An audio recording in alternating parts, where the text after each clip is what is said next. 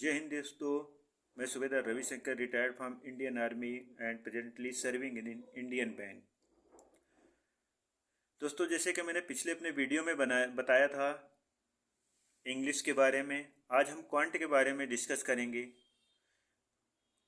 तो क्वांट अभी जो बैंकिंग सेक्टर में है, प्री और मेन दोनों का सेम रहता है। जो टॉपिक रहते हैं लगभग सेम रहते हैं। मेन में कुछ टॉपिक बढ़ जाते हैं, कुछ डिफ़िकल्टी लेवल बढ़ जाता है, बाकी टॉपिक सब सेम रहते हैं प्री और मेन के लिए। तो ऐसा नहीं कि प्री की अलग पढ़ाई करनी हो, मेन की अलग पढ़ाई करनी है, या फिर किसी बैंक की अलग पढ़ाई करनी। तीनों बैंकों का या फिर इवन आरआरबी का भी सेम रहता है सिलेबस, उसमें कोई चेंज नहीं होता। इसलिए हमें जो पढ़ाई पढ़नी केवल एक ही पढ़नी है, बार बार कि इधर हमें ये उसके लिए अलग पढ़ना है, इसके लिए अलग पढ़ना है, लेकिन हमें डीप नॉलेज ज़रूरी है। अभी हम क्वांट की बात करते हैं। क्वांट में 3 पार्ट होते हैं। सबसे पहला पार्ट आता है स्पीड मैथ। अभी आपको दिखाते हैं स्पीड मैथ। स्पीड मैथ में क्या आता है? Simplification, approximation, series and quadratic equation. And arithmetic. Arithmetic के टॉपिक वाइज रहती हमारे, जो इसमें दिए गए हैं 15 टॉपिक दिए गए हैं। और इसके बाद हमारी आती है जो DI, डाटा इंटरप्रिटेशन।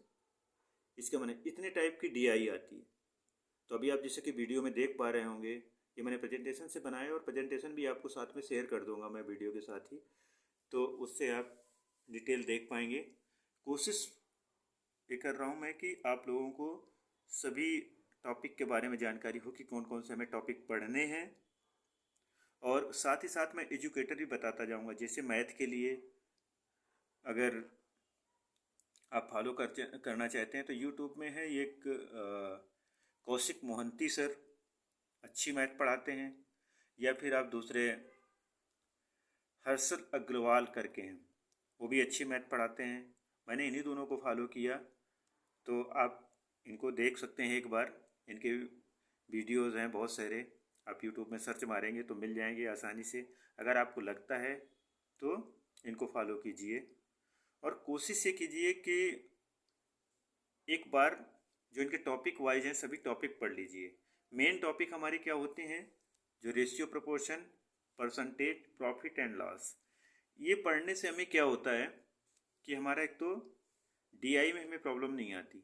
ये मेन टॉपिक हैं कि टॉपिक ये पढ़ने ही पड़ेंगे हमें।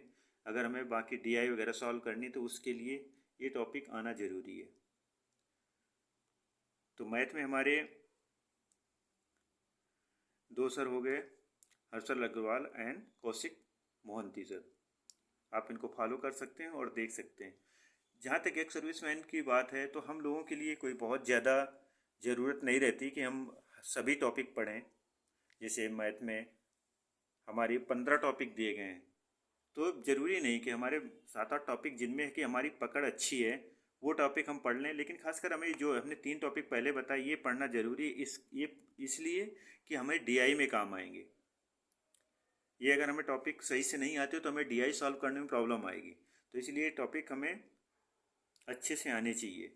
और उसके बाद बाकी हम 4-5 टॉपिक और कर लेते हैं, तो इससे हमें क्या होगा कि हमें कुछ सिंप्लीफिकेशन हो जाएंगे हमारे पास, कुछ DI, और उसके बाद अर्थमेटिक के हम अगर 2-4 क्वेश्चन बना देते हैं तो हमारा जो टारगेट रहेगा वो हम अचीव कर सकते हैं।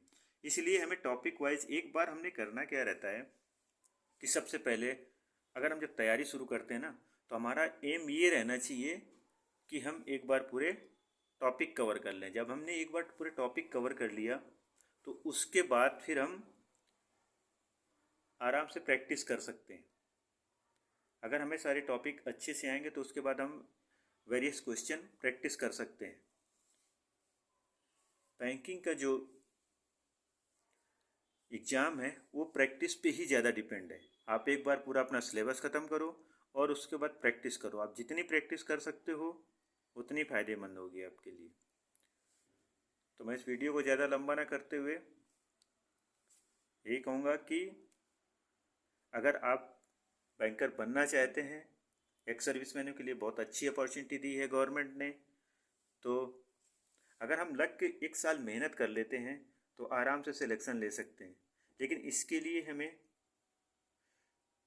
कंसिस्टेंसी, डिटर्मिनेशन और hard work brings to success, ये 3 चीज़ें बहुत ज़रूरी हैं और हमारे सैनिक जीवन में ये चीज़ें रहती हैं।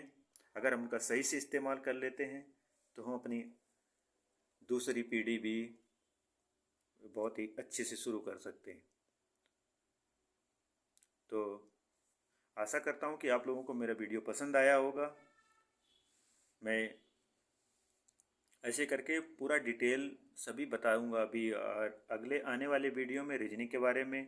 उसके बाद हम फिर बाद में जब वीडियो बनाएंगे तो कि हमारा जैसे किस बैंक में किस टाइप के क्वेश्चन पेपर आता है, कितने हमारे सिंप्लीफिकेशन आते हैं, कितने स्पीड मैथ आती है, कितनी अर्थमेटिक आती है, कितनी डीआई आती है, या फिर इंग्लिश का या यही फिर रीजनिंग का किस टाइप का पेपर आता है।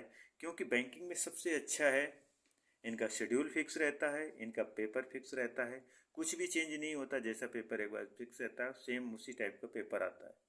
तो इसलिए इसमें बहुत ज़्यादा ये नहीं है कि हाँ हमें पेपर नहीं पता कैसा आता है, ज़्यादा अनसर्टिनिटी कुछ नहीं रहती। बैंक में सब कुछ क्लियर रहता है तो हमें तैयारी करने में ज़्यादा आसानी होती है। तो इसी के साथ मैं अपना वीडियो समाप्त करता हूँ। जय हिंद भाइयों, मिलते हैं अगले वीडियो में। Thank you.